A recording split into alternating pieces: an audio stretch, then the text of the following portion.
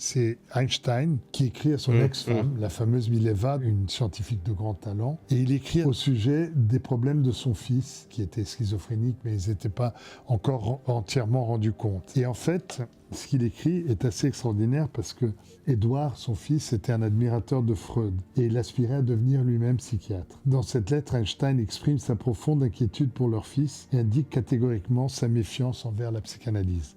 C'est plus que de la méfiance. J'ai une piètre opinion de la psychanalyse au vu des résultats exclusivement négatifs parmi mes connaissances. Je pense qu'il s'agit d'une mode extrêmement dangereuse et je m'y oppose totalement. Personne ne se soumettra à ce type de traitement avec mon consentement et en aucun cas je ne l'encouragerai. C'est quand même très fort. C'est intéressant parce qu'ils publient ensemble Warum Krieg. Voilà.